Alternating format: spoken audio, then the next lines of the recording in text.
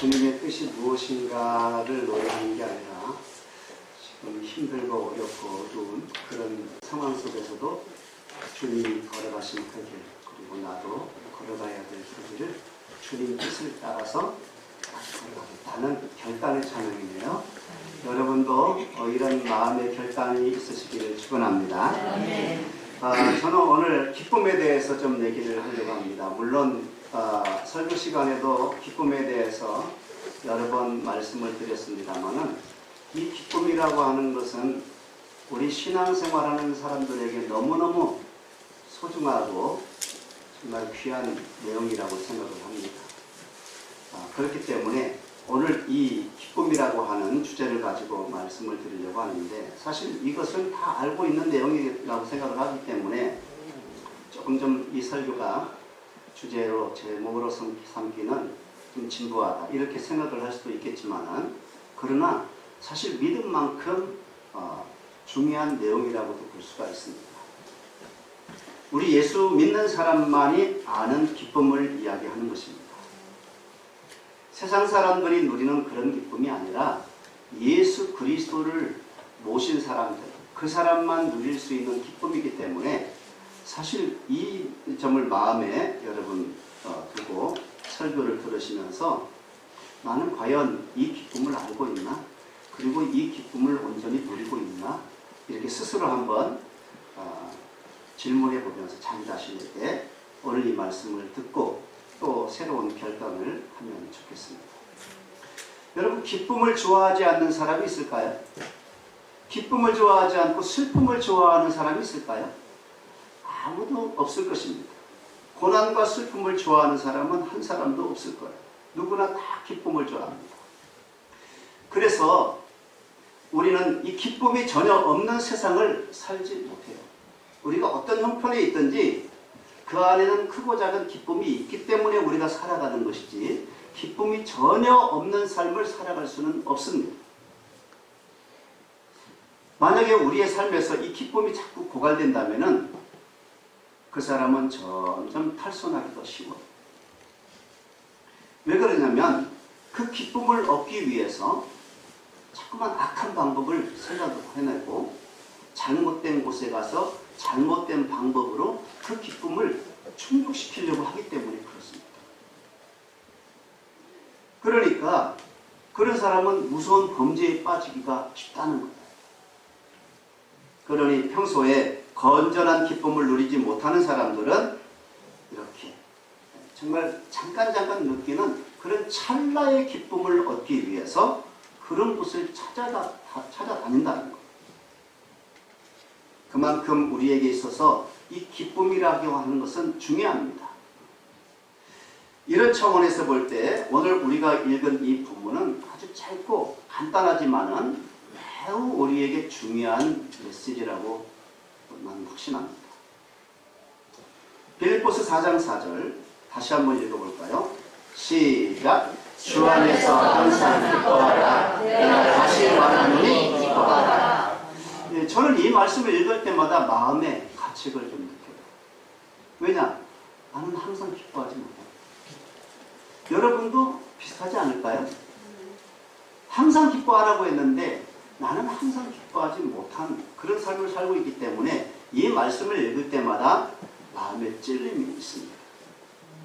그리고 또 하나의 감정은 뭐냐면, 야, 정말 내가 항상 기뻐할 수만 있다면 얼마나 좋을까? 이게 진짜 가능한 일일까?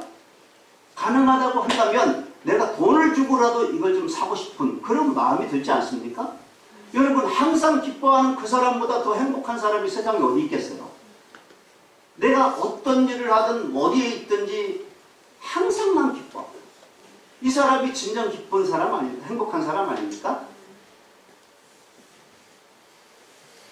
여러분, 기쁨이 이렇게 삶에 있어서 중요하다 보니까 만약에 기독교 안에, 우리가 신앙생활하고 있는 이 기독교 안에 기쁨이 없다고 한다면 이건 세상 사람들에게 이 기독교는 진짜 매력없는 그런 종교가 될 것입니다. 근데 참 감사하게도 다행스럽게도 우리 기독교 안에는 그 중심에 넘치는 기쁨이 있다는 거예요. 이것이 얼마나 감사한지 몰라. 그래서 어떤 분이 이런 이야기를 했습니다. 우울한 그리스도인은 그 자체가 모순이다. 그리스도인이면서 우울한 그 사람은 그 자체가 모순이래요. 어떻게 예수 믿고 우울한 삶을 살 수 있겠는가? 기독교를 검은 상복과 슬픈 얼굴에다 연관시키는 것만큼 해를 끼치는 것은 없다. 이 말은 뭐냐면 기독교 안에는 아주 독특한 정말 넘쳐나는 기쁨이 있다는 것입니다.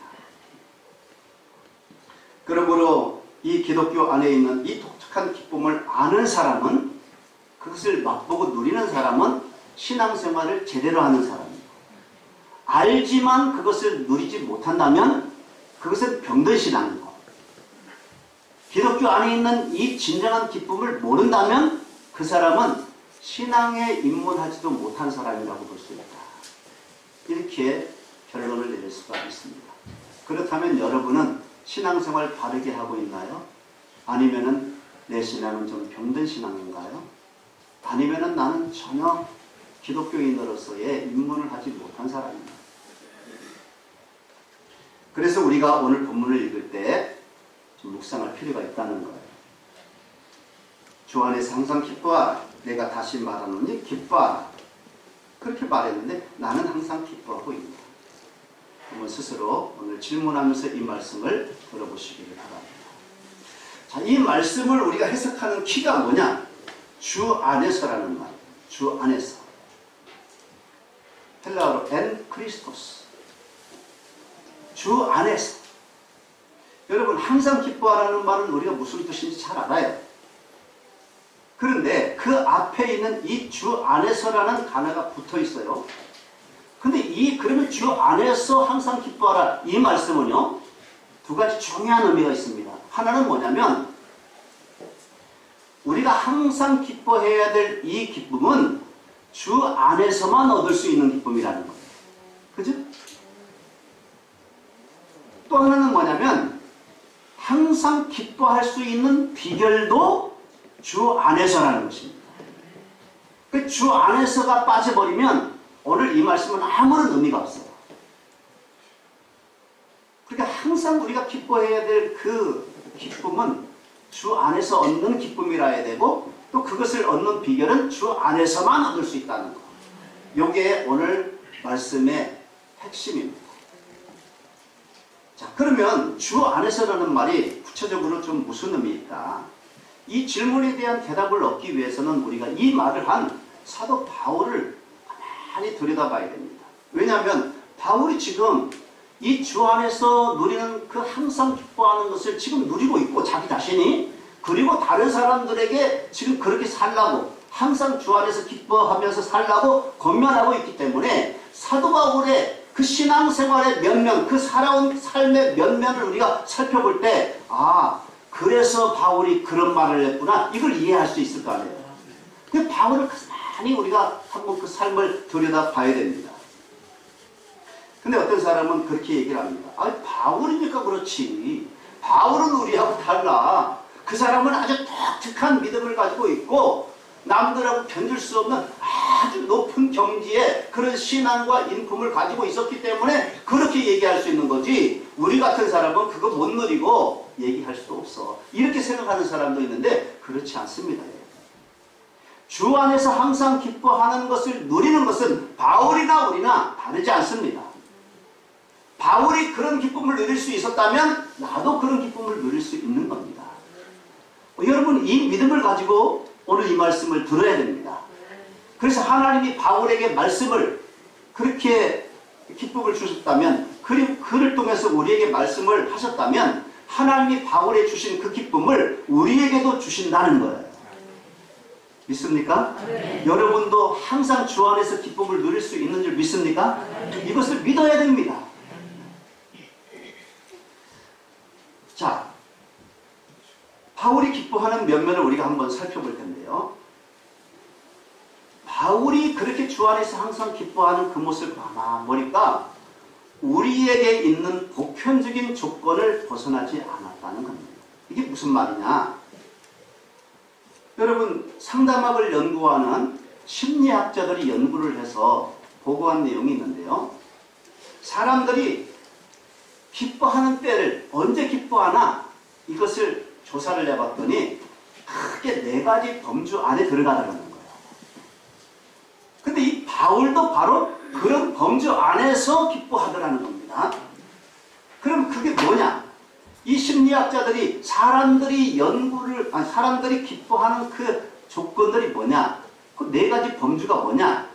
첫 번째는 뭐냐면 사랑을 받을 때 기뻐한다.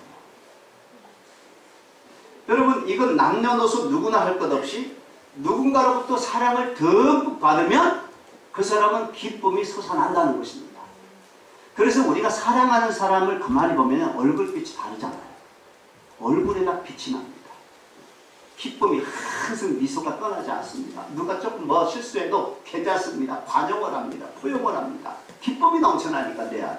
내가 사랑을 하고 누군가로부터 사랑을 듬뿍 받고 있는 그 사람은 기쁨이 넘쳐날 수밖에 없다는 거예요. 여러분, 기쁨이 넘쳐나지 않는 사람들의 가장 큰 요인은 뭐냐면 사랑을 받는 대상이 아니에요. 누군가가 나를 정말 뜨겁게 사랑을 하고 아주 큰 사랑으로 사랑을 받고 있지 못하기 때문에 기쁨이 없다는 것입니다. 그 사랑만 받을 수만 있다면 그 사람은 기쁨이 넘쳐나요. 자녀들이 이렇게 어떤 모습으로 살아가느냐, 이걸 보면요, 그 부모님에게 이 자녀가 어떤 사랑을 받고 있는가를 이렇게 짐작할 수가 있다는 거예요. 부모님이 아주 막 사랑을 막 쏟고 그렇게 하는 자녀들은요, 항상 기분이 좋아요. 기쁨이 넘쳐나요. 근데 늘 사랑받지 못하고 가장 천덕꾸러기로 그렇게 하는 그 자녀들은요, 이게 얼굴에 기쁨이 사라져요.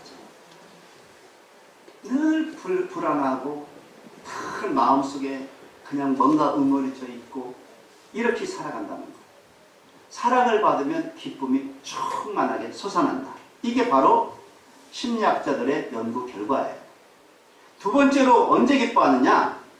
자기가 소중하다고 생각하는 어떤 것을 손에 얻었을 때, 그때 사람들은 기뻐하더라는 거예요. 예를 들면 아주 돈이 필요해. 내가 막 진짜 돈이 간절히 필요해. 절실히 필요해. 그런 사람에게 그 손에 돈이 딱 쥐어주면 그때 기뻐하는 거예요. 이 돈이 없어서 너무 힘들고 어려운데 내가 걱정거리인데 돈이 딱 들어왔다. 그러면 확 기뻐한다는 거예요. 소중한. 또 어떤 사람은요, 명예를 아주 소중하게 여겨요. 그런데 명예를 소중하게 여기는 그 사람에게 어떤 명예가 주어졌다.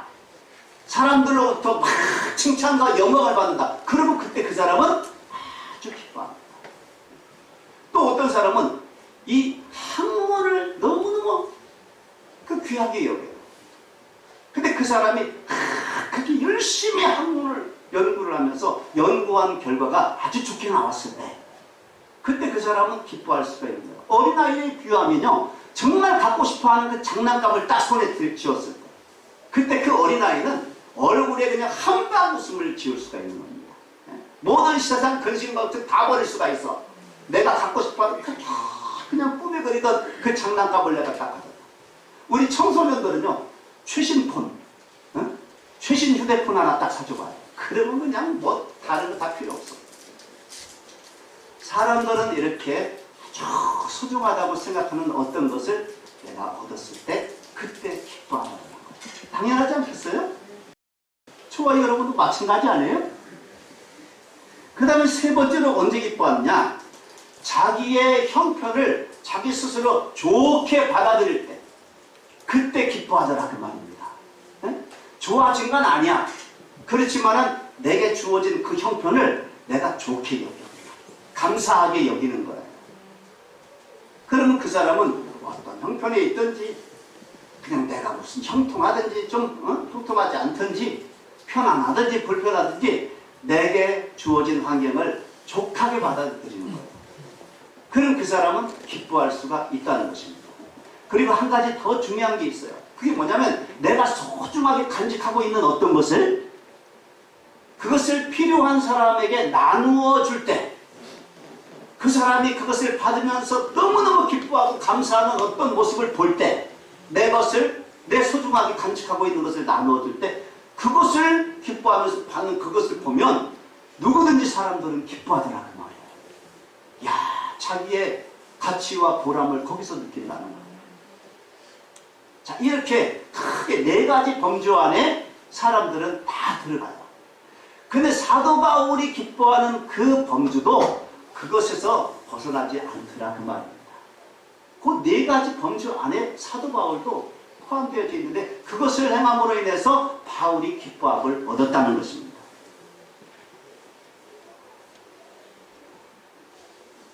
그런 면에서 우리가 오늘 바울의 경우를 한번 살펴보려고 해요. 자, 바울이 무엇 때문에 항상 기뻐할 수 있었나? 첫째로 아까 심리학자들은 언제 기뻐한다고 그랬어요? 사랑을 받을 때 기뻐한다고 그랬는데 사도 바울은요? 누구의 사랑을 받아요? 하나님의 사랑을 받고 있다는 그 사실 때문에 사도 바울은 항상 기뻐할 수가 있었다는 거예요. 로마서 5장 3절을 보면 이 사실을 우리가 엿볼 수가 있는데 거기서 바울은 우리가 환난 중에도 즐거워한다 그런 말을 합니다. 환난 중에도 즐거워하나니. 여러분 환난이 뭔지 알죠? 핍박이 뭔지 알잖아요. 쉽게 말하면 우리 저 북한에 있는 성도들을 생각하면 됩니다. 얼마나 그들은 핍박과 환난을 당하는지 몰라요. 초대교회 성도들, 기독교를 핍박하는 로마 황제가 치리를 할 때에 그때의 신앙생활하던 초대교회 성도들은 얼마나 환난과 핍박을 많이 받았는지 몰라요. 그런데 그렇게 혹독한 핍박을 받는 중에서도 바울은 즐거워하고 기뻐한다 그 말이에요. 어? 그 이유가 뭐냐? 로마서 5장 5절에 나옵니다. 거기 가서 바울은 이렇게 말합니다. 로마서 5장 5절의 중간에 우리에게 주신 성령으로 말미암아 하나님의 사랑이 우리 마음에 부음바 되미니. 하나님의 사랑이 우리 마음에 부음바 되었다. 하나님의 사랑이 확 그 마음에 쏟아졌다 그 말이에요.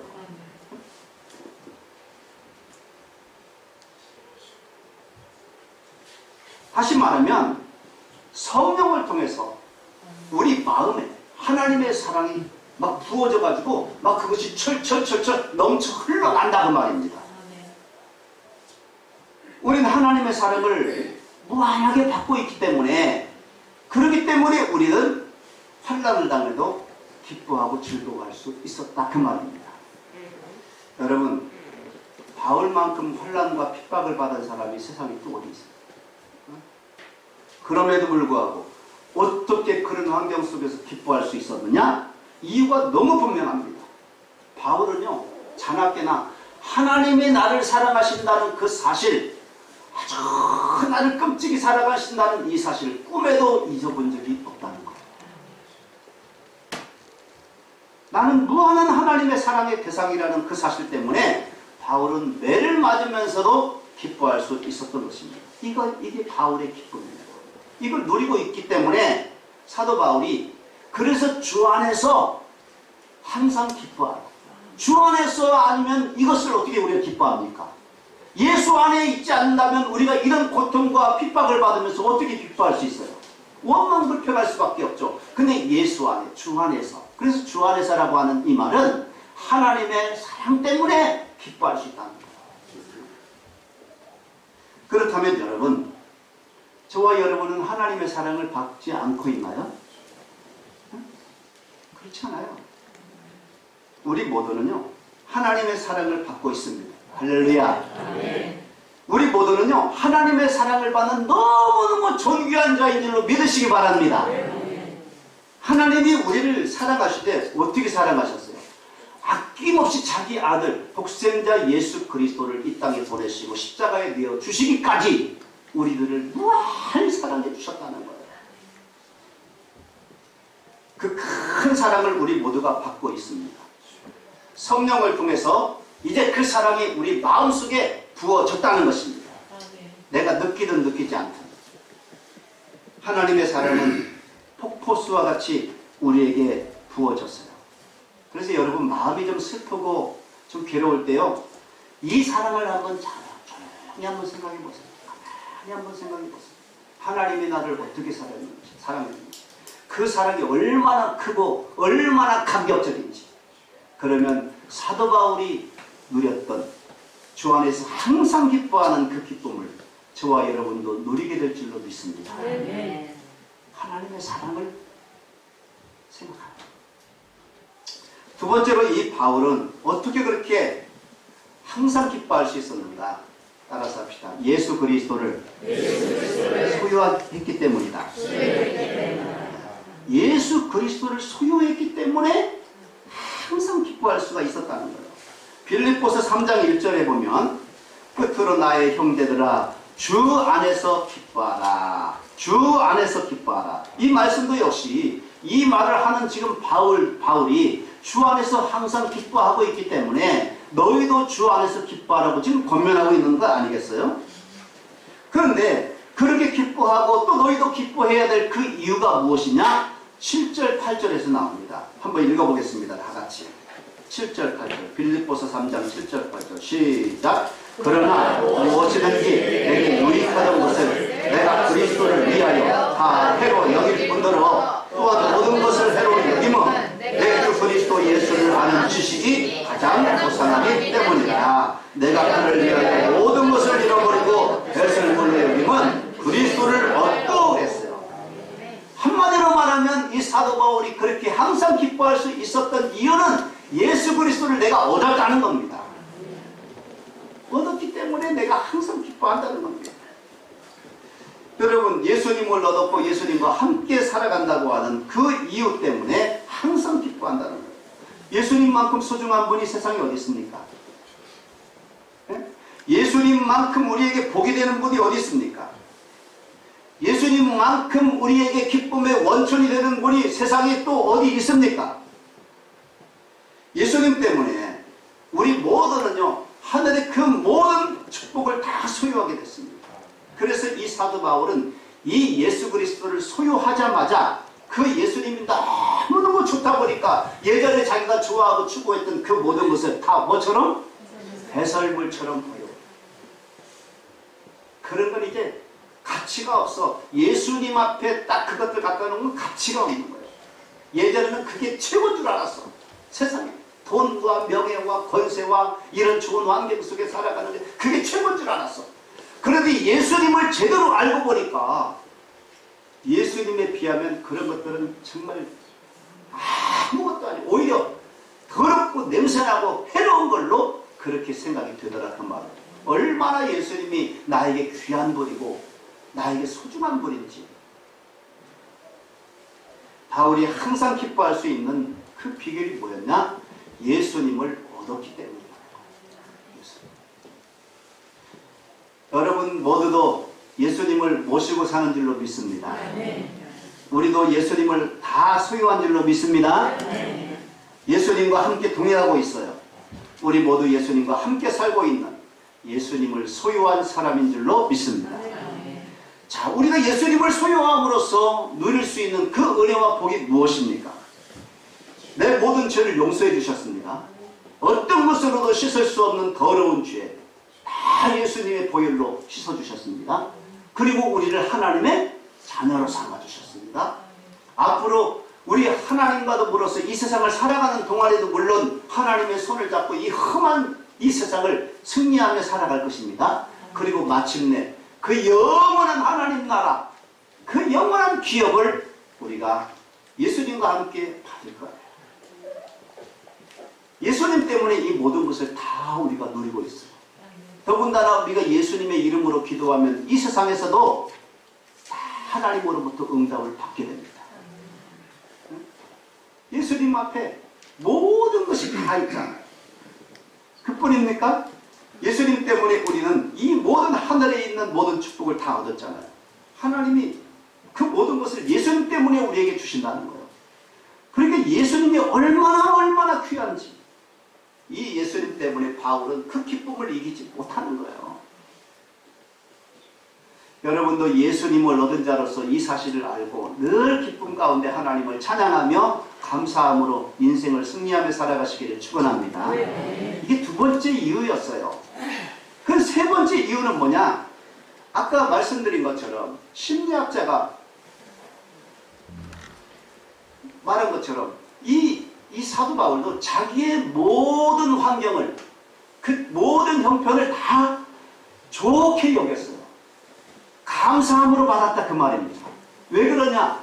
하나님이 나에게 주신 이 모든 환경은 나에게 꼭 필요하고 내게 복된 존재로 내가 하나님의 자녀로서 승리하면서 살아갈 수 있도록 필요하기 때문에 내게 허락해 주셨다는 거예요. 여러분이 가끔 고백하잖아요. 예전에 그 고난과 역경 가운데 그 과정을 지나와서 지금 믿음으로 이렇게 하나님을 섬기면서 승리하며 살아가는 것은 그때 그 고난과 역경 때문에 내가 지금 이렇게 됐다. 그 모든 것이 합력해서 선을 이루어서 오늘 여기까지 온 것입니다. 그렇기 때문에 앞으로도 하나님이 나의 이 삶을 통해서 하나님 당신이 영광을 받으시고 우리에게는 복된 인생을 살아가도록 우리에게 이런 환경을 허락해 주셨다. 이 믿음을 가지고 받으면 이 환경 하나도 버릴 것이 없습니다. 감사함으로. 그러므로 기뻐하는 거예요. 지금 이 환경이 너무너무 감사한 거예요. 기쁜 거예요. 자기 형편을 좋게 받아들이는 것입니다. 빌립보서 4장 10절에 보니까 내가 주 안에서 크게 기뻐함은 그랬어요. 지금 이게 기가 막힌 일이에요. 말씀이에요. 지금 이 빌립보서는 옥중서신입니다. 감옥에 갇혀있는 상황이에요. 그런데 내가 크게 기뻐한다. 뭐 때문에 기뻐했느냐? 11절 12절에 보면 이런 말씀이 나와요. 한번 볼까요? 11절 12절 시작. 어떠한 형편이든지 나는 자족하게 배웠노니 나는 주님의 처를 알고 주의 처를 좋아하라. 모든 일 모든 배움과 교훈과 공부와 경기에도 처할 줄 아는 실제의 비결을 배웠더라. 아멘. 자족하기를 배웠다는 거예요.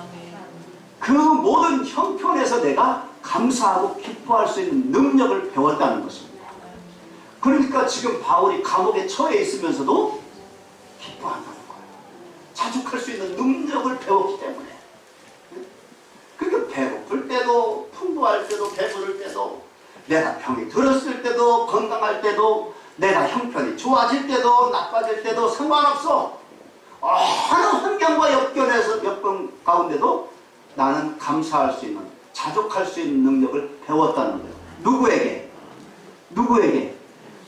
13절 보세요. 누구에게? 시작. 내게 능력 주시는 자 안에서 내가 모든 것을 할 수 있느니라. 이 말을 다른 말로 하면 주 안에서라는 말. 주 안에서 내가 이 능력을 배웠어요. 예수님 안에 있는 사람은 이 능력을 배우게 되어 있습니다. 모든 환경과 여건 가운데도 감사하고 기쁨으로 하나님을 찬양하고 영광을 올려드릴 수 있는 능력이 주 안에 있는 사람이라는 거죠. 바울은 예수 안에서, 성령 안에서 바로 이렇게 어떤 형편이든지 자기가 당하는 모든 형편을 선하게 받아들이고 좋게 받아들이고 나에게 모든 것을 합력하여 선을 이루시려고 하나님이 나에게 허락하신 그런 환경이라고 하는 것을 믿고 받아들였다는 것입니다. 여러분, 실제로 하나님께서 주신 환경은요, 나에게 꼭 필요하고 좋은 것이기 때문에 허락하십니다. 요셉이 형제들에게 팔려서 애굽의 종으로 팔려가고 보디발의 집에 종으로 종살이하고 때로는 감옥에 들어가고 이 모든 것을 주 안에서 생각하지 않는다면 누가 이것을 기뻐하고 감사할 수 있겠어요? 그런데 요셉은요, 그런 가운데도 한 번도 원망 불평을 해본 적이 없어. 왜? 하나님 안에 내가 있기 때문에 하나님이 허락하신 이 모든 것은 결국은 하나님께 영광이 되고 나에게 큰 복된 삶이 될 거야. 이걸 믿었기 때문입니다. 바울은 주 안에서 내가 자족할 수 있는 능력을 배웠다는 거예요. 여러분에게도 이 능력이 있음을 믿습니다. 이것을 사용하시기 바랍니다. 예수 안에서 있으면 이 모든 것이 다 감사한 거예요. 기뻐할 수 있다. 마지막 네 번째로 바울은요, 자기에게 있는 소중한 것을 다른 사람들에게 나누어 줌으로 기뻐하며 살 수가 있었다는 거예요. 자, 필립보서 1장 18절에 다 같이 봅니다. 1장 18절 시작. 그러면 무엇이냐? 거칠로 하나 참으로 하나 무슨 강도를 하든지 전파되는 것은 그리스도니 이로써 나는 기뻐하고 또한 기뻐하리라. 지금 바울이 어디 있다고요? 로마 감옥에 있다고요. 로마 감옥에. 갇혀 있어요. 근데 그 갇혀 있는 동안에 바울이 가만히 있었나요? 거기 만나는 사람들에게 복음을 전해, 예수 그리스도를 전해가지고 간수, 예수 믿게 하고, 또 거기 함께 갇혀있는 로마의 그런 고관 대작들도 복음을 전해서 예수 믿게 했더니 그 사람들이 그 네로 황제 그 로마 그 궁궐 속에서도 예수 믿는 사람들이 많아지더라고 말이에요. 이게 얼마나 감사해요. 더군다나 지금 이 바울이 기뻐하는 것은요, 소식을 듣고 기뻐하는 겁니다. 자기가 물론 복음 전해서 예수 믿는 사람들이 많이 일어난 것도 감사하고, 왜? 바울은 원래부터 이 로마에 가기를 원했어요. 근데 자기가 원치 않는 그런 방법으로 로마에 오긴 왔지만 하나님이 나를 이곳에 보내시더니 그 감옥에서 복음을 전했더니 사람들이, 예수 믿는 사람들이 막 일어나네. 얼마나 감사해요. 그런데 이것만이 아니에요.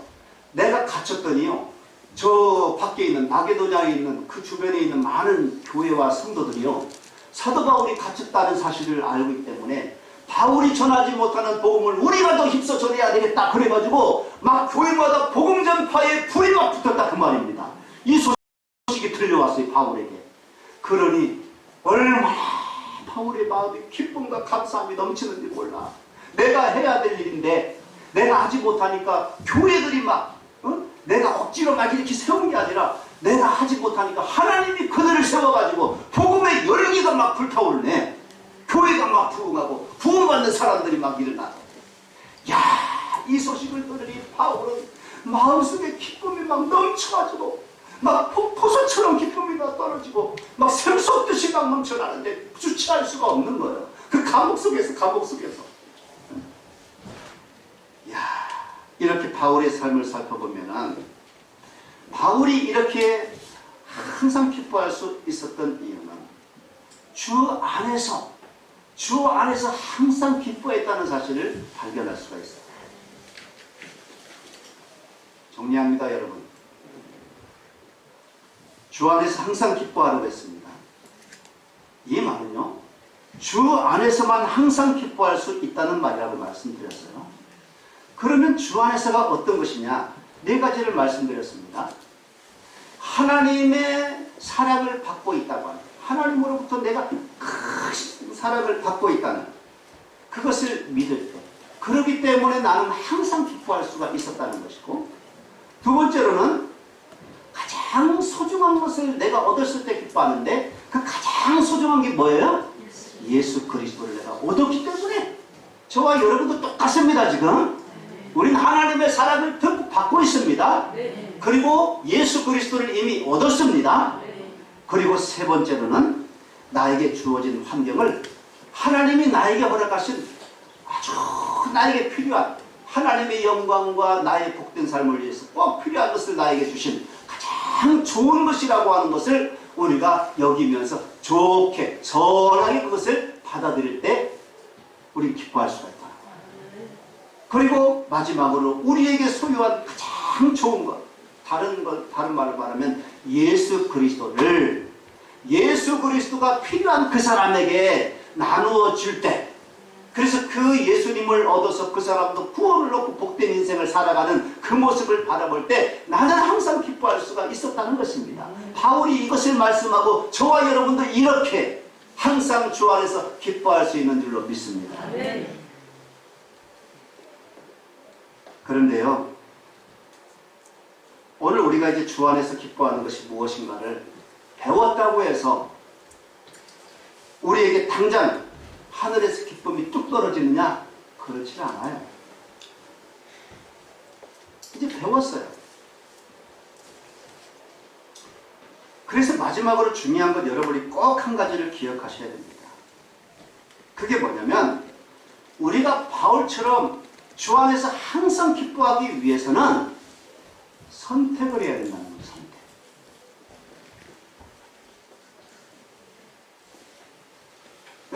여러분의 삶에는 분명히 제가 장담합니다만 여러분의 삶 속에는 원망하고 분개할 수 있는 요소들이 반드시 있어요. 억울하고 그냥 내가 하려고 해도 안 되고 이런 요소가 분명히 있습니다. 그런데 한편으로 보면 또 여러분의 삶 속에는 감사하고 기뻐할 수 있는 요소가 또 있습니다.